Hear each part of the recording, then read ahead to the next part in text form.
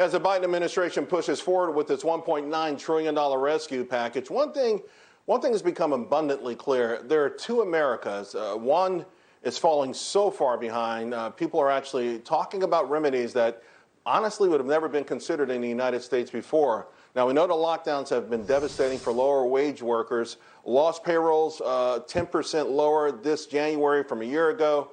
That only compares to 2.7% for higher wage earners. Now, leisure has been hit the hardest by far. If you look inside leisure, art, and entertainment, that employment is down 32%. Food and accommodations down 21%. So you would think this would make it difficult for any politician to vote against more aid, but lots of lawmakers will vote against stimulus because, of course, it's not targeted. For more on this really difficult, complicated situation, I want to bring in the Heritage Foundation Senior Advisor Genevieve Wood. And Genevieve, among the 20 million, we've got 20 million Americans still getting unemployment assistance in one form or another. Over 4 million now what they're called long-term unemployed, and hundreds of thousands dropped out of the labor force last month. How do we reach these folks? How do we really help these Americans? Well, I think, Charles, first of all, what we stop doing is pretending things that Washington likes to say helps people is actually helping them. So these $600 payments, even $1,200 payments, that may help in some ways. But if you have a mortgage payment, maybe that lasts a month.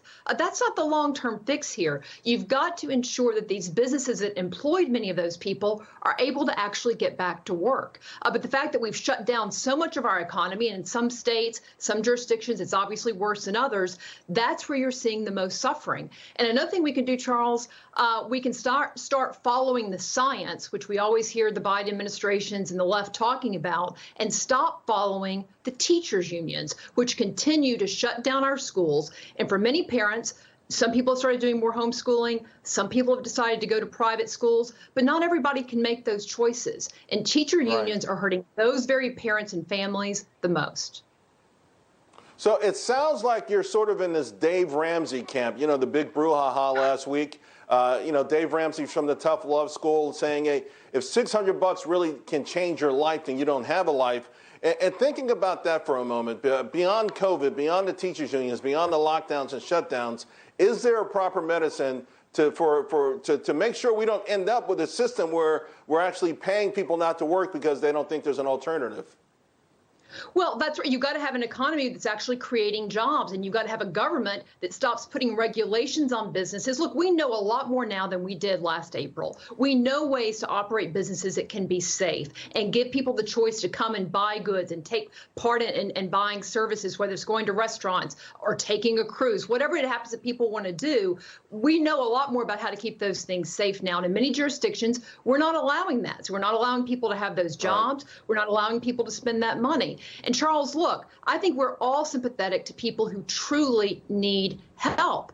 The problem is the government gave a lot of money to people who didn't need help. We've had our savings rate go through the roof this past year because people are socking away a lot of that stimulus money into their savings accounts. A lot of people are paying down their credit card debt. That's great, but that is not helping the people that need a lot more than $600 to get over that hump. If we really want to help those folks, we ought to be targeting it towards them and not this blanket stimulus that, at the end of the day, did not stimulate the economy and didn't help the people who really needed it. I've got less than a minute to go, but I know when it comes to $15, Heritage Foundation has done a lot of work on this. And one point that you bring up, that you guys, you all over there bring up, is the sort of notion of social remedies. In other words, getting back to the basics of the American family. What are your thoughts there? Can you elaborate on those? Sure. Well, good social policy and good economic policy, Charles, ought to go together.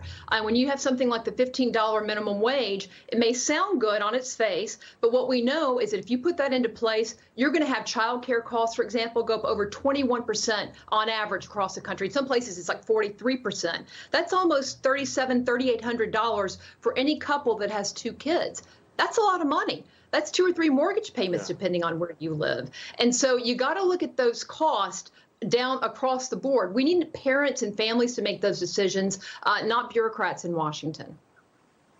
Genevieve, always a pleasure. Thank you very much. Appreciate it. Thank you, Charles. Thanks for watching the Heritage Foundation's YouTube channel. With more than 500,000 members, we are the nation's largest conservative research and education institution. We believe the principles and ideas of the American founding are worth conserving and renewing. Please help us further our mission by subscribing to this channel and sharing our videos with your family and friends.